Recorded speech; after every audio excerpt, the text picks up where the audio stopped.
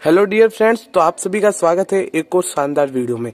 तो आज की इस वीडियो में हम सोल्व करेंगे माध्यमिक शिक्षा बोर्ड राजस्थान अजमेर कक्षा 12 विषय भौतिक विज्ञान का जो मॉडल पेपर बोर्ड ने जारी किया है, उस मॉडल पेपर को हम कंप्लीट इस वीडियो में सोल्व करने वाले हैं। तो आप इस वीडियो को बिल्कुल भी स्किप ना करें। तो चलिए वीडियो शुरू करते हैं। तो ये माध्यमिक शिक्षा बोर्ड राजस्थान अजमेर के द्वारा ऑफिशियल मॉडल पेपर वर्ष 2023 की बोर्ड परीक्षा के लिए जारी किया गया है।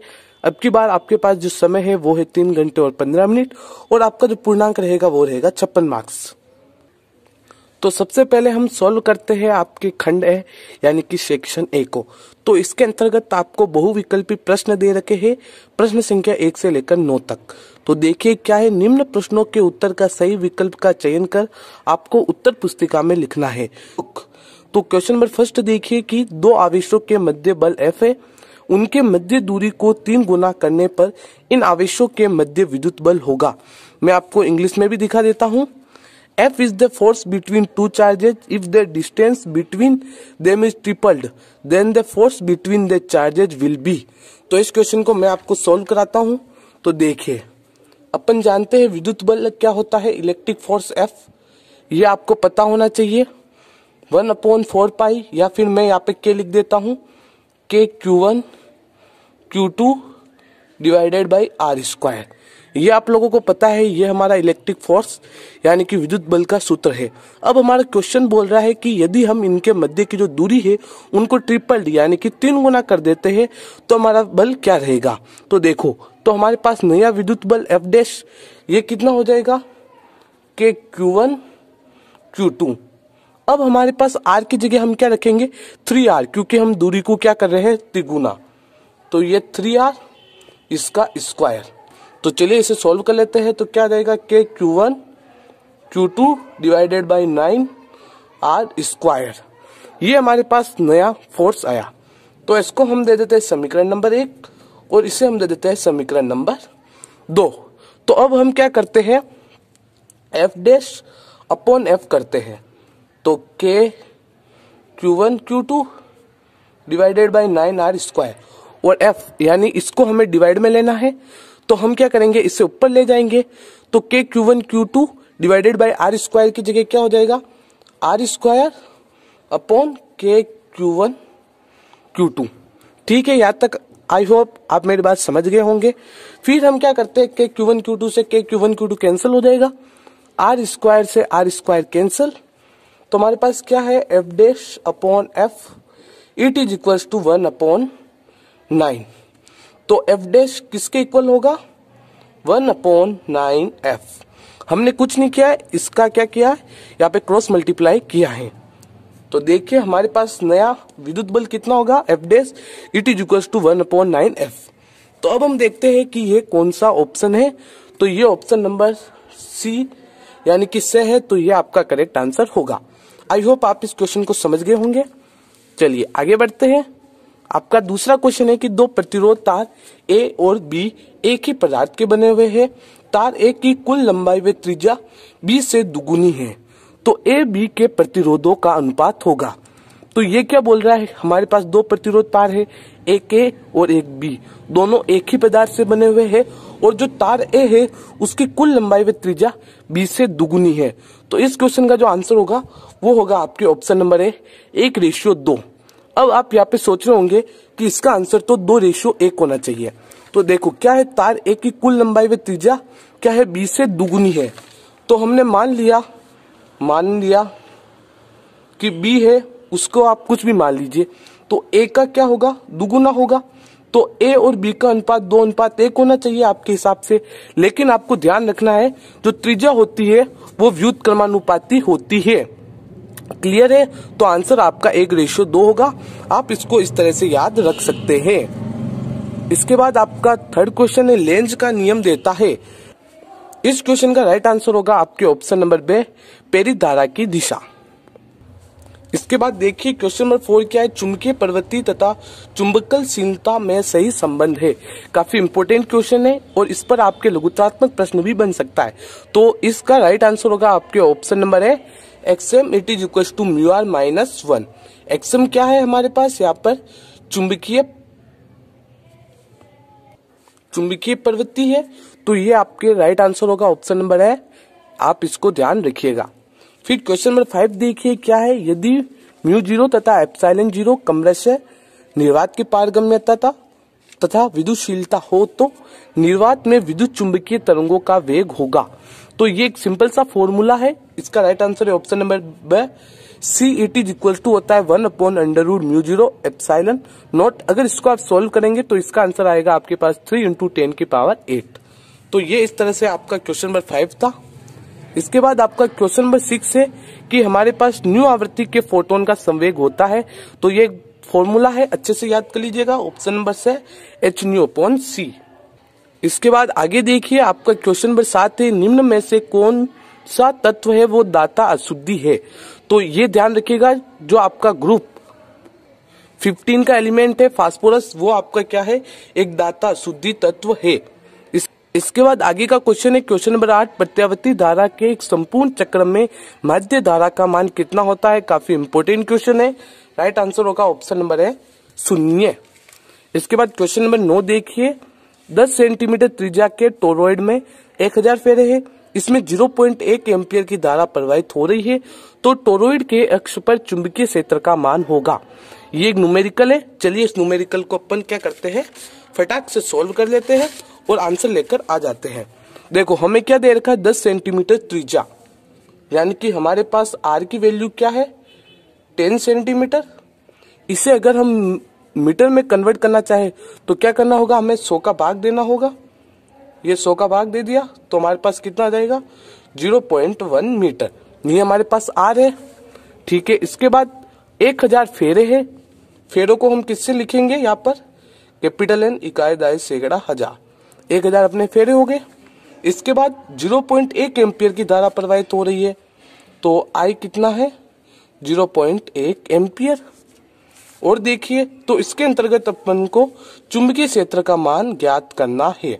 तो इस न्यूमेरिकल के अंदर कुछ नहीं है, आपको फॉर्मूला याद होना चाहिए, टोरॉइड का चुंबकीय क्षेत्र कैसे निकालते हैं। तो BET इक्वल्स टू होता है μ0 NI। तो और यहाँ पर आगे होगा μ0 स्मॉल n किसके इक्वल होगा, कैपिटल N अपॉन 2πRI।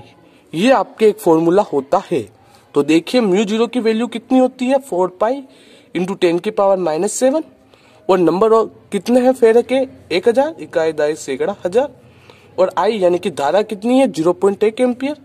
तो ये देखिए 0.1 एम्पियर अपॉन में 2π R कितना है, 10 सेंटीमीटर। इसे मीटर में कन्वर्ट करना है, ठीक है, मीटर में कन्वर्ट। तो ये कितना हो जाएगा, 0.1 मीटर। हाँ ये हो गया, ठीक है। अब आपको क्या करना है, इसको सिंपली सोल्व करना है। तो इसे हम सोल्व कर लेते हैं। तो देखिए पाई से पाई कैंसिल, ये 2 से ये कटेगा, कितनी बार, 2 बार कट जाएगा। 0.1 से 0.1 कैंसिल, तो हमारे पास क्या है, 2 × 10⁻⁻7 × 1000। तो यहाँ पर -7 और ये कितने जीरो है, 3 जीरो। तो 10⁻³ में से 10⁻⁻7 गया तो कितना बच जाएगा, 10⁻⁻4। तो देखिए कौन सा ऑप्शन है, ऑप्शन नंबर ए राइट होगा, 2 × 10⁻⁻4 टेस्ला। तो देखिए मैंने आपको इस क्वेश्चन को सॉल्व करके भी दिखा दिया है, इस तरह से आप इस क्वेश्चन को सॉल्व भी कर सकते हैं। फिर क्वेश्चन नंबर 2 है, रिक्त स्थानों की पूर्ति कीजिए, 1 से लेकर 4 है, fill in the blanks first to 4। चलिए देखते हैं। तो देखिए क्वेश्चन नंबर 1 क्या है, किसी बिंदु आवेश के कारण अनंत पर विभव फिल इन द ब्लैंक्स होता है। तो देखिए ये क्वेश्चन है, इसका आंसर होगा आपके 0। कोई भी बिंदु आवेश है उसके कारण अनंत पर विभव कितना होता है, 0। ओके।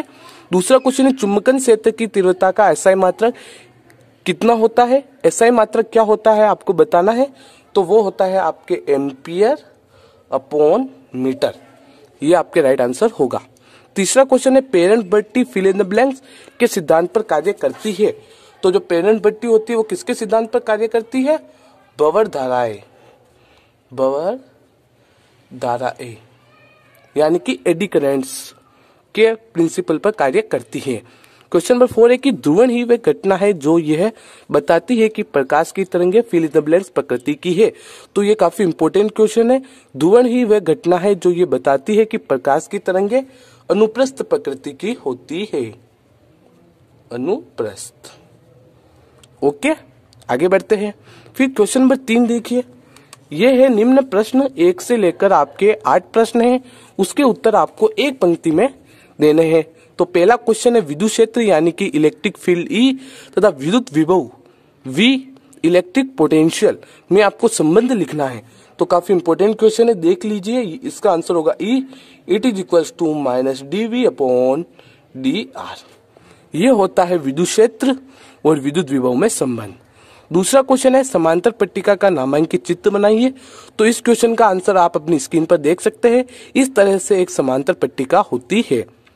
तीसरा क्वेश्चन है कि लैम्बडा प्रतिरोधकता के एक तार को खींचकर उसकी लंबाई दुगुनी कर दे तो अब इसकी प्रतिरोधकता क्या होगी। काफी इंपॉर्टेंट क्वेश्चन है और ये एक कॉन्सेप्चुअल क्वेश्चन है। तो देखिए, मेरी बात ध्यान से सुनिएगा। जो प्रतिरोधकता होती है वो लंबाई पर निर्भर नहीं करती है। तो इस क्वेश्चन का आंसर होगा अपरिवर्तित रहेगा, या फिर जो लैम्बडा प्रतिरोधकता है वही उसकी प्रतिरोधकता रहेगी। उसकी लंबाई को चाहे 2 गुना करो, 4 गुना करो, उसकी प्रतिरोधकता पर कोई भी इफेक्ट नहीं पड़ेगा। क्वेश्चन नंबर 4 है कि मेलस का नियम क्या है। What is Malus law. काफी इंपॉर्टेंट क्वेश्चन है। 1 मार्क्स का आपका मेलस का नियम आता है या फिर बूस्टर का नियम पूछा जाता है। तो मेलस का नियम क्या है। जब कोई अध्रुवित प्रकाश ध्रुवक तथा विश्लेषक में से पारगमित होता है तो निर्गत प्रकाश की तीव्रता ध्रुवक तथा विश्लेषक दोनों अक्षों के मध्य बने कोण की ज्या के वर्ग के समानुपाती होती है। इसका मतलब यह है कि I proportional to cos square theta, और जहां पर भी प्रोपोर्शनल आता है वहां पर हम एक नियतांक लगा देते हैं। तो I it is equal to I0 cos square theta, जहां I0 क्या है, निर्गत प्रकाश की तीव्रता। क्वेश्चन नंबर 5 है कि पृथ्वी तल के किस स्थान पर नति कोण का मान 90 डिग्री होता है, यानी कि with place on the earth has an angle of dip 90। तो इसका आंसर होगा आपके 8 पोल्स यानी कि ध्रुवों पर नति कोण का मान 90 डिग्री होता है। इसके बाद अगला क्वेश्चन देखिए, क्वेश्चन नंबर 6 कि चित्र में वर्णित स्थिति के लिए संधारित्र की ध्रुवता की प्रागुति कीजिए। तो इस क्वेश्चन का आंसर मैं आपको बता देता हूं। जो हमारा संधारित्र ए है वो संधारित्र बी की अपेक्षा अधिक धनात्मक है। इसका मतलब यह है कि संधारित्र ए धनात्मक है और संधारित्र बी ऋणात्मक है। तो इस क्वेश्चन के अंतर्गत आपको क्या करना था, आपको विकिरण है उसकी आवृत्ति को बढ़ते क्रम में लिखना है। तो आपको सबसे पहले लिखना है रेडियो तरंगे, इसके बाद लिखना है आपको सूक्ष्म तरंगे, इसके बाद लिखना है पराबैंगनी तरंगे, और इसके बाद लिखना है आपको एक्स किरणें। अगर आप चाहे तो आप इसको यहाँ पर देख सकते हैं। सबसे कम होती है रेडियो, फिर बढ़ेगी सूक्ष्म, फिर इससे ज्यादा पराबैंगनी और इससे ज्यादा एक्स किरणें। तो ये हो जाएगा आपके क्रम। फिर अगला क्वेश्चन देखिए, इसमें क्या करना है, आपको चित्र में दर्शाए तार्किक द्वार की सत्यमान सारणी आपको बनानी है, यानी कि right truth table for a gate shown in figure. तो ये जो है आपको दे रखा था क्वेश्चन नंबर 8, यह एक नांड गेट है, NAND गेट इस तरह से होता है। तो इसके आपको क्या करनी थी, सत्यमान सारणी बनानी थी। तो आपको लिखना है A B A dot B, और जो रिजल्ट आएगा Y it is equal to A dot B का बार। तो A में अपन 0 0 1 1 रखेंगे, तो यहाँ पर 0 1 0 1 बनेगा। फिर A डॉट B, तो इनकी मल्टीप्लाई कर दो, 0 0 की 0, 0 1 की 0, 1 0 की 0, 1 1 की 1। और y जो रिजल्ट आएगा, यहाँ पर 0 है तो 1 लिख देना, 1 है तो 0 लिख देना। तो इस तरीके से आपको क्या करना है, NAND गेट की आपको सत्यमान सारणी बनानी है, जो कि इस तरीके से है। और मैं बहुत ही जल्द आपके लिए इस चैनल पर काफी अच्छी वीडियोस लेकर आने वाला हूँ क्लास 12 बोर्ड प्रिपरेशन को लेकर। तो आप इस चैनल को सब्सक्राइब जरूर कर लें। तो फाइनली अब हम आ चुके हैं सेक्शन बी यानी कि खंड बे में। तो इसके अंतर्गत क्वेश्चन नंबर 4 है कि विद्युत धारा, इलेक्ट्रिक करंट I एवं गतिशीलता म्यू में आपको संबंध स्थापित करना है।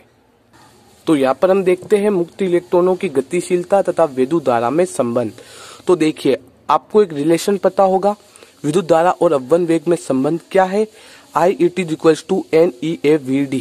यहाँ पर कौन क्या है, N है चालक के एकांक आयतन में मुक्त इलेक्ट्रॉनों की संख्या यानी कि नंबर ऑफ इलेक्ट्रॉन्स, E हमारा क्या है, इलेक्ट्रॉन का आवेश, A क्या है, चालक के अनुप्रस्थ काट का क्षेत्रफल, और VD यानी कि डिप्ट वेलोसिटी यानी कि अपवाह वेग।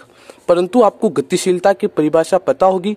गतिशीलता क्या होता है, यहाँ पर VD यानी कि अववहन वेग तथा विद्युत क्षेत्र की तीव्रता का अनुपात क्या कहलाता है? गतिशीलता। गतिशीलता यानी कि म्यू ई या फिर म्यू लिख दो, कोई दिक्कत नहीं है। VD अपॉन ई, VD यानी कि ड्रिफ्ट वेलोसिटी अववहन वेग अपॉन विद्युत क्षेत्र की तीव्रता ई।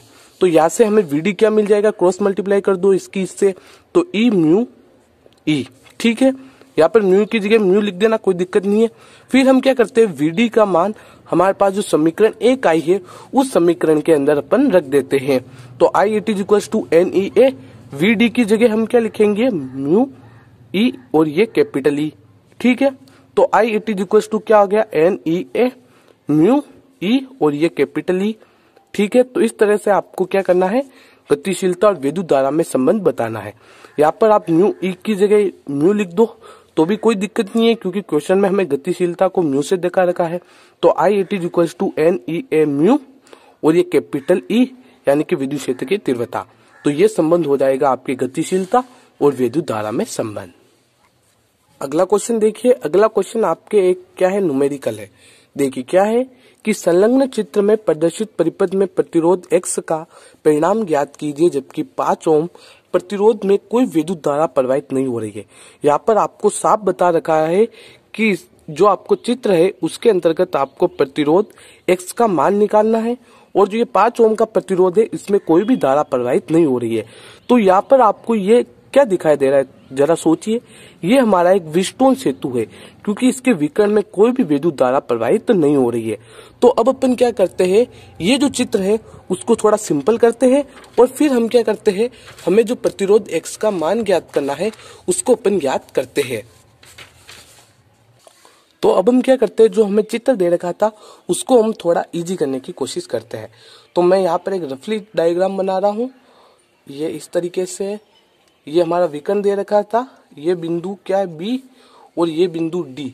इसमें इसका प्रतिरोध क्या है? 5 ओम, और इसके अंदर कोई भी विद्युत धारा प्रवाहित नहीं हो रही थी। फिर इधर क्या था हमारे पास? 2 ओम का प्रतिरोध था, बिल्कुल सही बात है, इस तरीके से। फिर यहाँ पर कौन सा था? X, और यहाँ पर 2 ओम। ये एक व्हीटस्टोन सेतु तैयार हो रहा है, आपको पहले ही बता देता हूँ। ये इस तरीके से, यहाँ पर क्या है? 6 ओम। फिर यहाँ पर आपको क्या मिल रहा है? 8 ओम। ठीक है, ये इस तरीके से व्हीटस्टोन सेतु बनाया है। आप ध्यान रखना, मैंने इस तरह से बनाया है, आप थोड़ा अच्छे से बनाना व्हीटस्टोन सेतु को। तो देखिए, इसके अंतर्गत ये X है, ये B D और ये बिंदु अपना A C। फिर हमें क्या करना होता है? इनको जोड़ना भी तो होता है। तो ये क्या कर दिया हमने, इसको जोड़ भी दिया, और इसमें इस तरीके से विद्युत धारा प्रवाहित हो रही है। तो ये जो व्हीटस्टोन सेतु है वो क्या है? संतुलन की स्थिति में है। तो संतुलन की स्थिति में होता है तब आपको सेतु संतुलन की शर्त पता होनी चाहिए। वो क्या होता है? P/Q बराबर R/S। तो हमारे यहाँ पर P क्या है? 2 ओम। ठीक है, Q कितना है? 6 ओम, और R कितना है? X ओम, और S हमारा कितना है? 18 ओम। यहाँ पर कितना है? 18 ओम है। ठीक है, तो ये 18 ओम। तो क्या करना है हमें? सिंपली X की वैल्यू चाहिए। तो देखिए X क्या हो जाएगा? 2 ओम और 18 ओम, इन दोनों की मल्टीप्लाई अपॉन में 6 ओम। तो 18 दूनी 36, 36 में 6 का भाग देंगे तो कितना आएगा? 6 ओम। तो मतलब यहाँ पर X ओम कितना है? 6 ओम है। तो इस तरीके से आपको इसमें X ओम का मान ज्ञात करना था। ये वापस रिवाइज कर लीजिए। सबसे पहले क्या करना है, आपको इसका एक सिंपल डायग्राम बनाना है, जो कि इस तरीके से बनेगा। इसके अंतर्गत यहाँ पर 2 ओम है, यहाँ पर 6 ओम, यहाँ पर 18 ओम, ये हमें ज्ञात करना है। और ये इसका विकर्ण है, इसके अंतर्गत कोई भी धारा प्रवाहित नहीं हो रही है। ये सेतु संतुलन की स्थिति में है, तो P/Q बराबर होगा R/S। इसकी सहायता से हमने क्या कर लिया? X की वैल्यू ज्ञात कर ली, जो कि है 6 ओम। मन तो नहीं कर रहा है आप लोगों को छोड़ने का, पर क्या करें, अब फोन की बैटरी है वो डिस्चार्ज होने वाली है। तो हमने 5 क्वेश्चन सोल्व कर लिए। आपको objective question, fill in the blanks और 1 लाइनर क्वेश्चन और सेक्शन बी के 2 क्वेश्चन यहाँ पर आपको सोल्व करा दिए हैं। और बाकी के जो क्वेश्चन है वो हम अगली वीडियो में सोल्व कर लेंगे, और पूरा मॉडल पेपर में सोल्व कराऊंगा। बेहिचक आप कोई भी टेंशन ना ले। आई होप मैंने जो ये मेहनत की है वो आपको पसंद आई होगी। तो चलिए मिलते हैं आपसे अगली वीडियो में। और अगर ये वीडियो पसंद आई है तो इस वीडियो को लाइक करें, और चैनल पर पहली बार हो तो चैनल को सब्सक्राइब जरूर करें।